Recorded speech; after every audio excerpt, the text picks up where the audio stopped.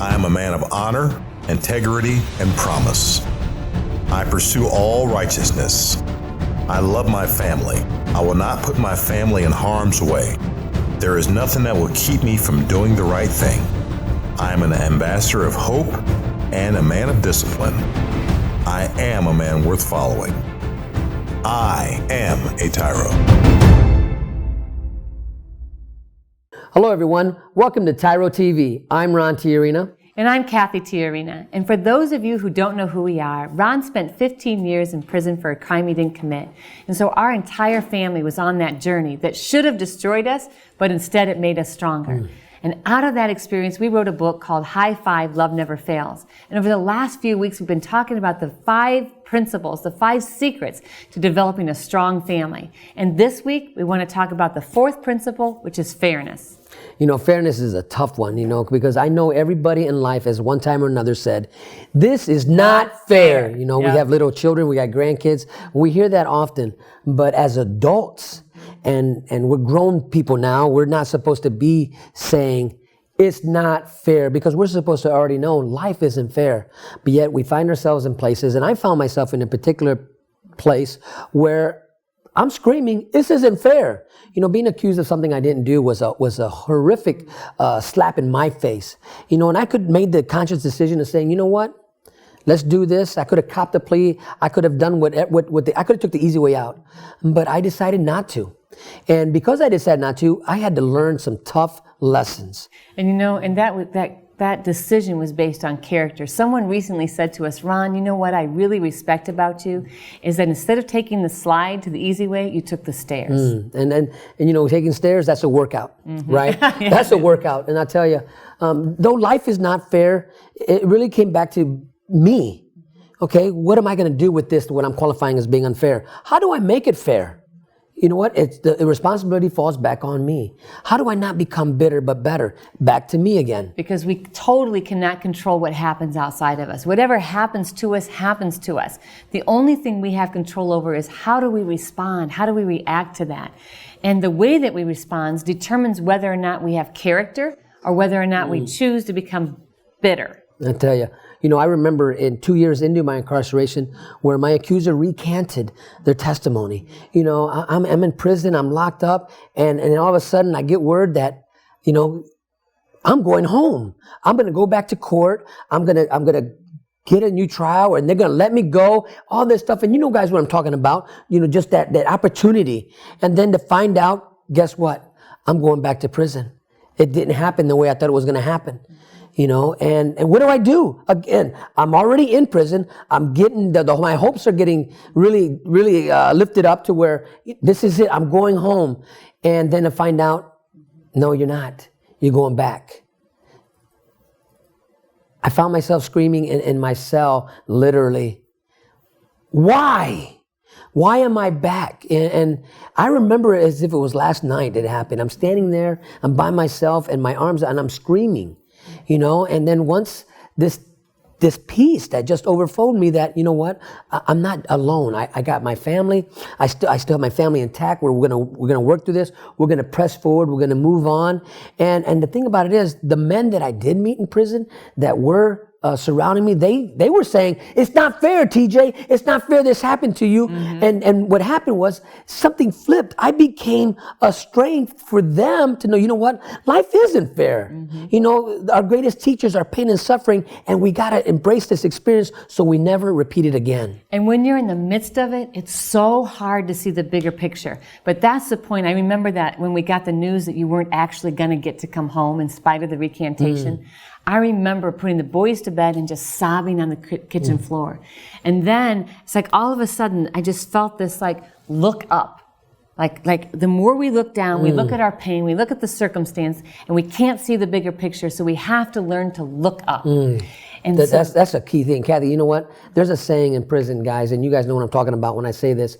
The saying is, we ask each other, so how long you been down?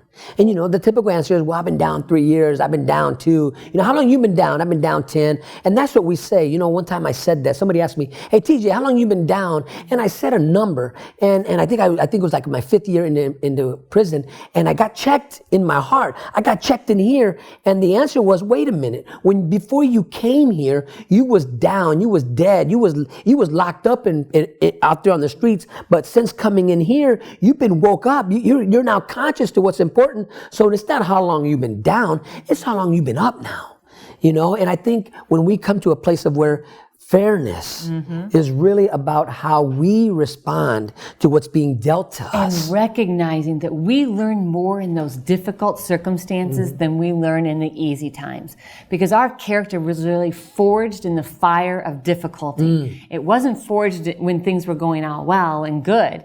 It was forged when bad things were happening around us. We were learning all kinds of things about ourselves. And so we learned that even in the midst of the most difficult circumstance, we could choose to have joy and walk through that, building a legacy for our children. In our visits, I mean, fellas, listen, when we would have visits, man, those were the best moments of our life. It was only a 3-hour visit, but we found joy in the midst of that type of experience, and we were able to hold on to that, and it would carry us to the next visit, and it would then have the great joy. Now it was difficult, it was a challenge. And I know we've gotten some letters and correspondence that says, okay, well, you're talking a lot about being married or your family, and my family's not intact anymore, and so it's just making me feel more that this isn't fair. But the truth is, these principles are going to work for you in every circumstance of your life, whether you're married or not married.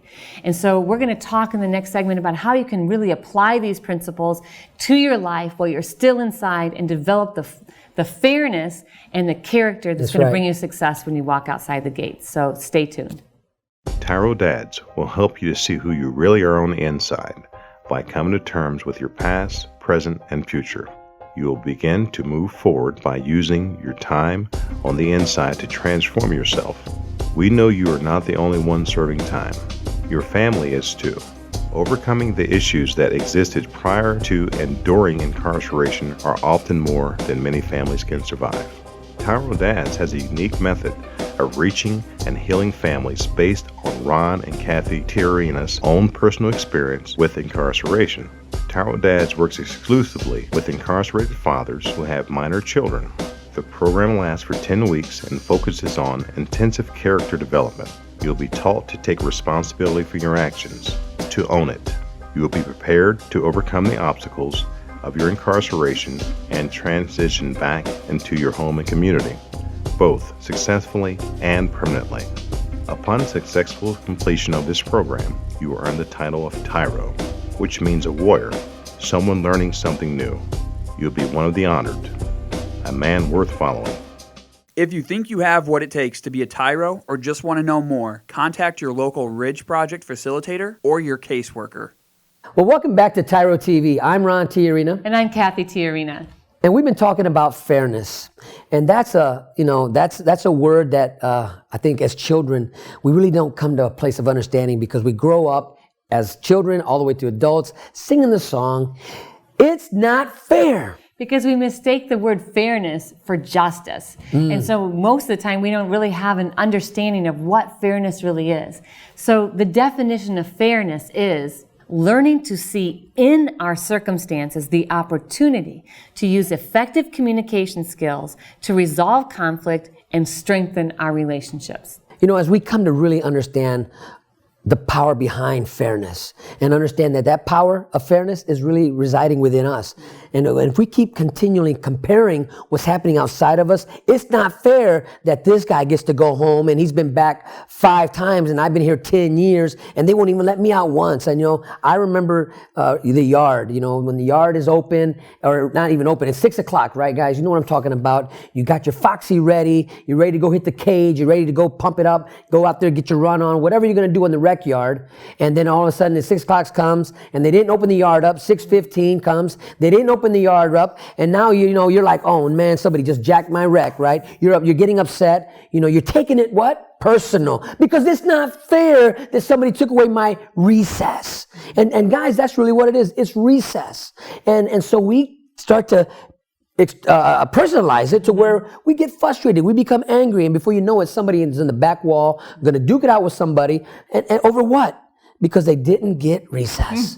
And so there's a thing that we practice out here, and it's something that I teach my sons. My little girl, she uses it against me. She says, "Daddy, D-tip." She calls me Papa, D-tip. And D-tip is D-I-T-P, right? D-T-I-P. D-T-I-P. D-tip. Don't take it personal. Mm-hmm. And if you can practice this, you begin to understand that you have power over what's fair in your life. Mm-hmm. Because it's how you take it from in here and put it out here. It's how you respond, not react. When something happens that you have no control over, then you have to look at your own actions and say, okay, is this selfish? Am I being fair? Am I being reasonable? Am I responding in an appropriate way? Or am I taking this personally? Okay. Am I overacting? Here's another one, and I've seen this time and time again. Here comes a guard. He's just doing his walk, and you know the rules. You can't put a towel over your bunk bed to cover where you're sleeping. The rule is you can't drape things over there because now that blocks his visual. He has to be able to see what's there at all times. And so when the guard comes by and says, hey, take your towel down, we take it personal. We already know the rules, but we take it personal. Well, listen, gentlemen, if you can come to a place and embrace this experience, that this is to make you better and stronger, not to keep you down, not to, prison is what it is. Because Kathy said it earlier, the difference between justice and fairness. We are thankful that there's such a thing called justice. Because if it wasn't justice, man, I'm telling you, even though I was innocent when I was convicted of, I wronged a lot of people. I wronged my wife. I wronged my family. I wronged my children. I robbed them of a life that they were entitled to. Is that fair for Kathy? Of course not. But that's what my actions and the way I was thinking. The difference between successful people is the way they think. It's not where you're from. It's not your skin color. It's not how much money you have in the bank, what car you drive, or what house you live in. It's the way you think. And the way you think determines whether or not life is fair. Because like Ron says, as we all know, things happen all the time that are out of our control that seem unfair. But if we decide that we're going to respond in fairness, that we're going to manage our own emotions, then we can balance fairness. So guys, I'm going to talk about some men in there that are robbing and stealing from other men inside there. And you know who I'm talking about. Because you're screaming, it's not fair that you're in prison, so you want to join a gang and you want to go rob from the people in your environment.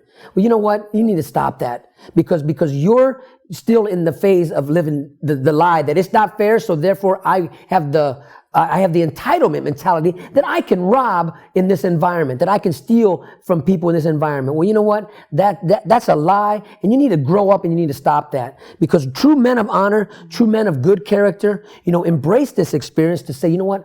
I'm in here because of the way I was thinking. My best thinking got me into prison, and I can say all day long it's not fair, but you know what? It's not fair that I caused this pain and suffering upon those who love me and who I'm supposed to be loving. That's a great point, because if you really want to be successful, then you've got to learn to respond and react in a fair way and manage what you say, manage how you act, so that you can be successful, not just inside those walls, but as you transition out.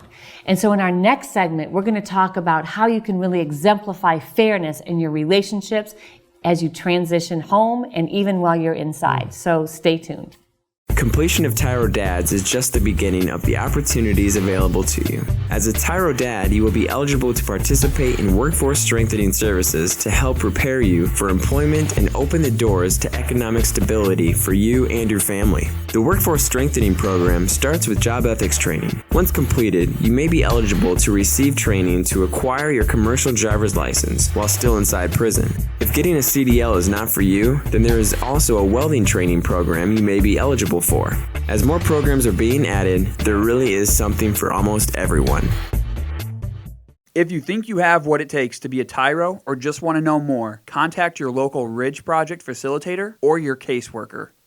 Hello, everyone. Welcome back to TYRO TV. I'm Ron TYRO. And I'm Kathy TYRO. And today we're talking about fairness. And fairness is the fourth secret to developing a strong, thriving family. And you can find this secret in our book called High Five, Love Never Fails.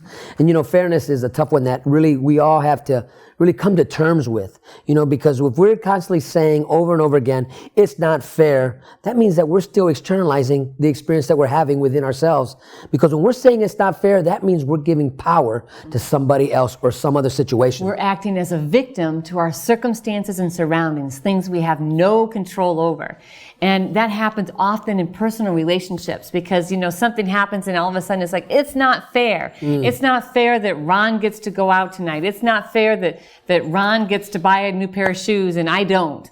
Like petty, crazy little things. And they move us to a place of destruction instead of a place of constructing a healthy relationship. Oh, that's a good word, construction. You know, and that's what this is about. Building a bridge together because we're two strong people, but we need to build something strong that's going to be everlasting. You know, and as cheesy as that might sound, an everlasting love story, this is it. But it takes hard work. And if you're willing to take the stairway into a strong and healthy relationship instead of a slide, we guarantee you could have some great results and long living results in your relationships. See, difficult things and circumstances are always going to occur. Whether you're in a relationship or you're not in a relationship, hard things happen. And we have to be prepared to know how to respond to those things ahead of time so that when it happens, we're not caught up in the moment and reacting in ways that we don't want to react. Because everybody around you always has an opinion about how you should act, what you should do, what you shouldn't do. And they're the judges of what the circumstances are that are happening in your life.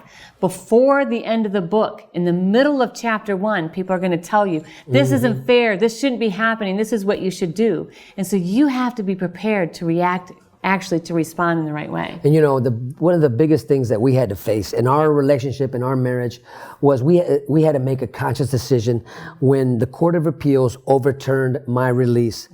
I was home 6 months, and Kathy and I and Blake and Brandon, we are having the life of our dreams where I'm home from prison. Thinking it's over. Just thinking that you know what, we get to start all over again. We get to build something that we've talked about year after year, hour after hour, through visits, through phone calls, through letters. And then all of a sudden, something comes in and just slaps you in the face, Right. sweeps Snatches it away. and just literally snatches that dream away. What do you do when that happens? How do you respond or how do you react? You know, I mean, what do you do? Because every test that you're going to face in your life. Listen, guys, these things that are happening to you in prison, this is what we call the micro universe. I mean, imagine how big the world is and you're living in an environment where even in this 10-acre place that you're living in, there's places in there you can't go, or they call that out of place. But you're having an experience, you're having a life lesson in every day of your life in this place. And if you can embrace this experience, when the real tests come, when the big tests come, when it's the Super Bowl time, you pass it. And something great comes because you didn't react, but you responded. Because you've taken this time to develop the characteristics that you need to become successful as you transition home. You know, we had taken these 10 years to develop these characteristics. And what we found was in that moment of our truest test, when we had friends and people around us saying, this is not fair, Ron. You should not have to go back to prison. Kathy's pregnant. Now it's going to be 3 children that are going to have to go back into prison visiting room. You should run. You know, you should just go. We had some great people. When the Court of Appeals overturned my release and gave me a week to turn myself back, I had to make a conscious decision. And guys, the truth is, when they gave me a week to turn myself back in, guess what I wanted to do? And all of you know it, run. I mean, that's the first thing that entered into my mind. You know, vámonos para México porque yo puedo hablar español, you know, and I said, yo hablo español también. and we was going to either cross the borders down the south or even go up north. And that was a thought we had, but we didn't act on that because something happened. Because we weren't letting what happened outside of us that wasn't fair dictate who we were or how we were going to respond. We knew that we had to be true to this new character that we had been developing over the past 10 years, and that this moment was going to really define our legacy for our children. I tell you, when when I had to make that conscious decision. Kathy's there crying, we're all crying, Blake and Brandon are crying, and the thing about it is I woke up and it hit me that moment what happened, because prior to the judge letting me go, he took me at my word. He took me at my word that I am a man of my word. Because what happened was he didn't send the sheriff after me. He didn't send a warrant for my arrest. He gave me a week to turn myself back in. And there it was. And so that changed our perception. Instead of seeing that this was something that was happening to us, we recognized that this was an opportunity to really exemplify the character that we had built. And so oftentimes when things happen that seem out of our control, we need to take a breath, take a moment. Yes, we can grieve in that, but we have to come and move beyond that to not become victims. So when we come back, we want to talk about how fairness impacts your children. So stay tuned.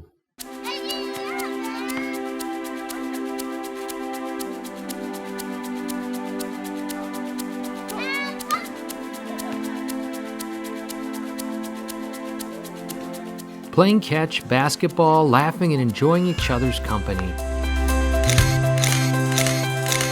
These are all normal things on the outside, but many times are missed in a visitation setting. TYRO Dads brings the same fun experience to the inside through Family Days. As a TYRO Dad, you have the opportunity to participate in this fantastic event. Family Day is designed to allow fathers and families to engage with each other through activities designed to stimulate communication, learning, and play. Family Days will not only be a highlight for you, but for your children as well. The Ridge Project has strategically developed Family Day as an opportunity to help you connect with your child throughout your separation and help both of you develop skills to continue building your relationship when you return home. If you think you have what it takes to be a TYRO or just want to know more, contact your local Ridge Project facilitator or your caseworker. Welcome back to TYRO TV. I'm Ron TYRO. And I'm Kathy TYRO. And today we're talking about fairness and how fairness impacts every area of your life and all of your relationships. Dads, you got to take a moment to just think about, what are you teaching your kids? What are you exemplifying in them? When they come on a visit, who do they see? What are they hearing you say? You're only doing one of two things. You're either building strength in them, or you're tearing them down by building pain or delivering pain to them on a visit. Because I know growing up in prison, there'll be times that we had a great visit and I'm instilling great principles in my sons. But there were other times when I was still stuck in selfish mode and I was tearing them down by my words, by the way I behaved, by Kathy and I not getting along on a visit, or it's all about me, and I'm bringing back pain. And what is not fair is that our children are there in a visit because of our actions. One of the unintended consequences when you went to prison was creating victimization for your children. Your children are being stigmatized and bullied and put in a prison of their own pain because of you being in prison. And so you teaching them the value of fairness, and that fairness is not something external, will mean the difference between life and death for them. Yeah, to where they can come to a place where they can walk with their head held high. I remember my sons they would come to visit, and I would say, how's it going? And they would look down and they say, it's okay, Dad. And then I would say, well, what do you mean it's okay? What's going on? And they would say, nothing, Dad. All is well. And then as I went on in the visit, I would get them to talk a little bit more, and then they would start to really let themselves out a little bit and expose something that, what, Dad, I'm angry, I'm mad because, nobody invites me to their house anymore. Once they found out, Dad, you were in prison, what, they didn't call me to go to the baseball game anymore. I wasn't able to get in the car with the family to go where they were going to go because I'm living with a stigma. Now, they didn't say stigma, but I knew it. They now are labeled because of bad choices that I made. But let me share the good choices. And so the result of Ron teaching his kids character traits and what the positive things that we saw, because we made a choice to be healthy in spite of our circumstance.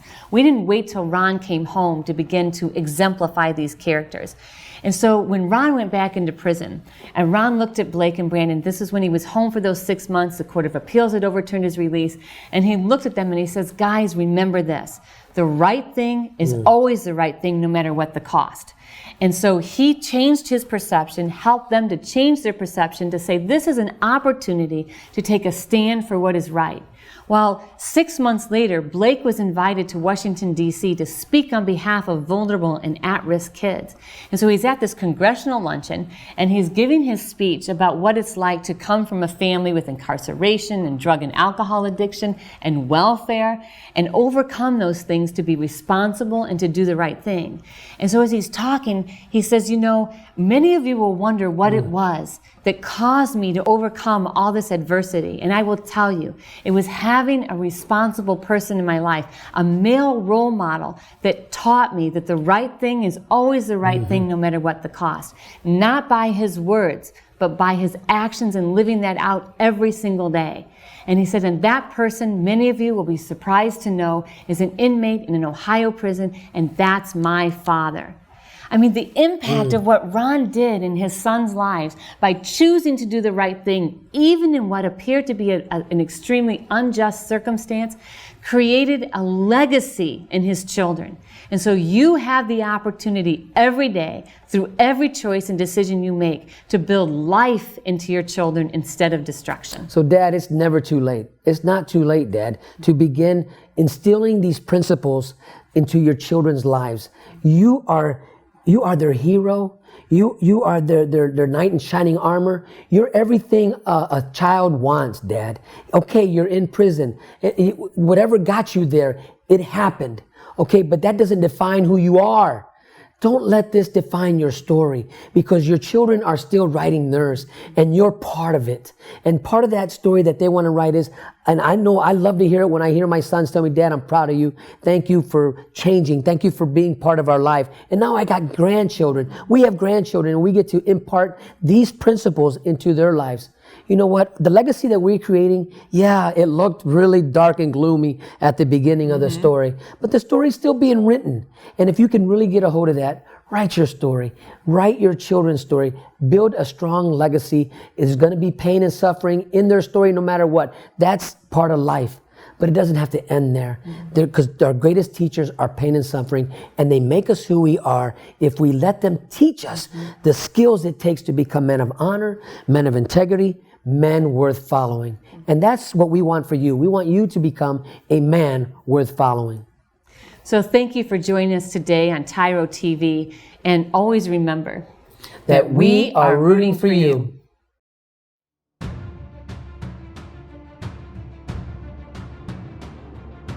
I am a man of honor. I am a man of integrity.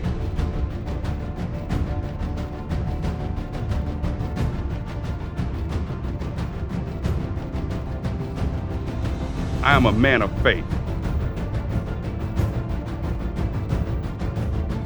I am the antidote. I am a man of discipline. I am a leader. I am strong.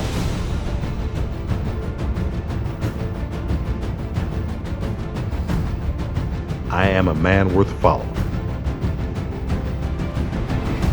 I am a TYRO.